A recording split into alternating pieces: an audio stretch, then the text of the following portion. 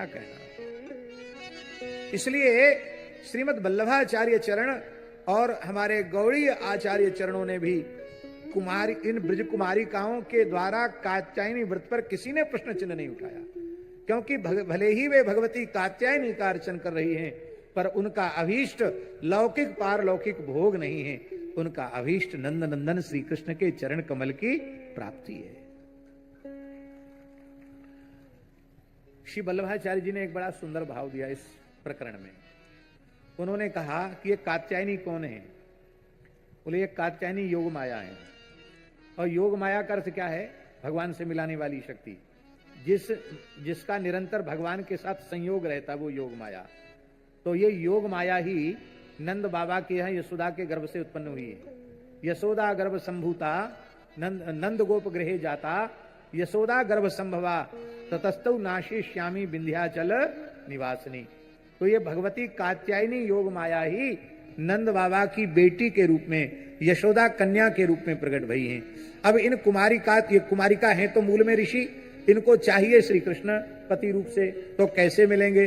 अभी अपने मैया बाप से कहने में तो लाज आवेगी। छोटी छोटी बच्ची कहें कि भगवान से हमारा ब्याह करा दो तो अच्छा थोड़ी लगेगा। और फिर हम अपनी ओर से बाबा मैया के सामने प्रस्ताव ब्याह का करें, ये भी हमारे स्वरूप के अनुरूप नहीं है। बहुत ध्यान देकर सुने, ब्याह में एक बिचौलिया जरूर होता है, होना भी चाहिए, पर एक बात समझ लें, ब्याह में बिचौलिया बनना बहुत खतरनाक है। वो विवाह सफल हो गया तो बिचौलिया को धन्यवाद देना भी लोग भूल जाते हैं। कह जी आपने बहुत अच्छा किया, ऐसा संबंध आपने जुड़ाया, हमारे ऊपर आपने बड़ा उपकार किया, हम तो आपके कुछ नहीं, नमस्कार नमस्कार। और कहीं कुछ गड़बड़ हो गई तो सारी गाज गिरती है बिचौलिया की खोपड़ी पे। इसलिए विवाह के प्रकरण में मध्यस्थता करने वाले को लाग लपेट वाली बात नहीं करनी चाहिए, स्पष्ट बात करनी चाहिए। आप झूठ बोल के कुछ कर देंगे तो आखिर में वो तो हो गया, पर वो जो संकट आएगा वो किसकी खोपड़ी पे आएगा? आपकी खोपड़ी पे आएगा। इसलिए जो बात है स्पष्ट करनी चाहिए। अब फिर दोनों पक्षों को कहना चाहिए भाई देखो हमने अपना काम कर दिया, अब हम बीच में नहीं है, आप जानो वो जानो, एक दूसरे को ठीक से देख लो, समझ लो, बूझ लो, और फिर आपके जीवन भर का प्रश्न है, अच्छा है। लेकिन ऐसा समझना बूझना नहीं जैसा आजकल लोग बूझते हैं कि सगाई पक्की भई नहीं कि लड़के लड़की साथ घूमने लगे। घूमने नहीं लगे, ब्याह के पहले ही वो घर में आके घूम जाती, बोले देख रहे हैं समझ रहे हैं, और ब्याह नहीं हुआ तो फिर दूसरी जगह चली गई। माने सतीत्व नाम की कोई चीज रही नहीं गई क्या इस देश में? और हमने बीकानेर की कथा में इस संबंध में बोला था तो उसका इतना अच्छा प्रभाव पड़ा कि लोगों में सुधार आया।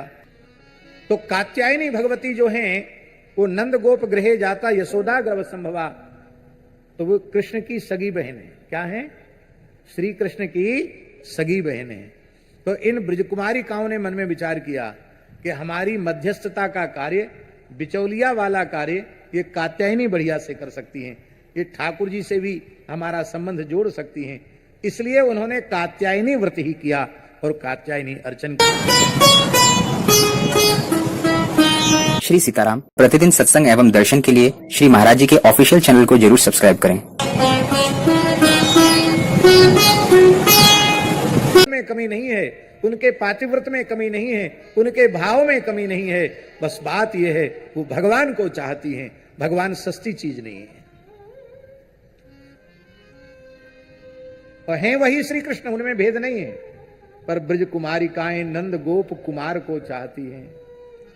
तो वहां बाबा कितने सुलभ हैं ठाकुर जी। यहां ये लगी डोलती हैं द्वारकाधीश के पीछे, और वहां ब्रजलीला में संग लगोई संग डोले माई मेरे, संग लगोई संग डोले माई मेरे, श्याम लगोई संग डोले, जित जाऊं तित आड़ोई आवे, जित जाऊं तित आड़ोई आवे, बिना बुलाए मोसे